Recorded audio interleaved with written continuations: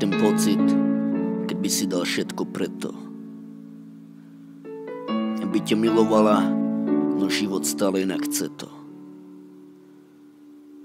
A možno inak je to úplne, odlišní ste si. On na piatky preplačia, ty ani netušíš, kde si. A keď jej zavoláš, tak jedine keď si opitý. Potom ju klameš a ona hlúpa stále verí ti. A už to časom nie si ty, je to niekto odlišný. Stále viac si praješ, aby démoni z teba odišli.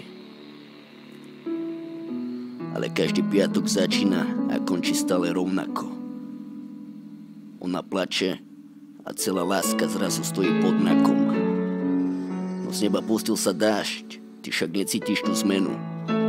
Ani zďaleka si nemyslel, že si jediný pre ňu. Vidíš, čo pre ňu znamenáš a zrazu sa chceš zmeniť. Nepotrebuješ alkohol, ale dievča, čo ti bude veriť. Prestal si piť a party vystriedali dlhé noci u teba. Prechádzky, kde šepka ti, že nevie žiť bez teba. Vyzerá to dobre, už roky ste spolu šťastní. Každý jeden pár vám závidí, vzťah krásny. Tu už nepotrebuješ chlastať vonku s bratmi. Ona už nesedí doma s plačom za tmy. Vidíš, ako dobre spravil si a sám hovoríš si, že to s druhou šancou neboli len nezmysly. Všetko je krásne, odkedy znovu veríš si. Ani po rokoch a láska si ty nezmyslí.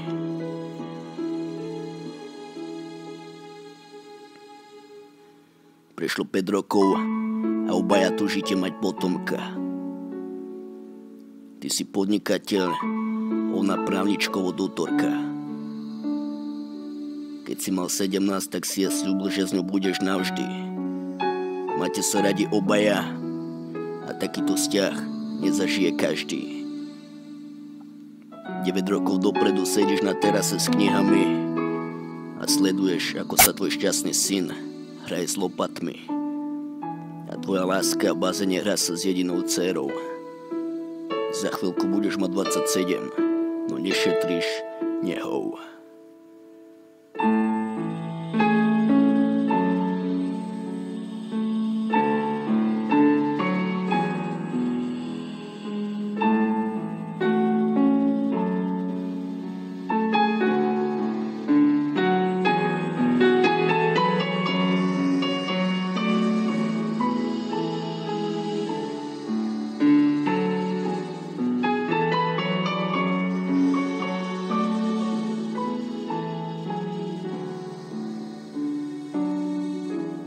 Nový album už čoskoro. Pianist.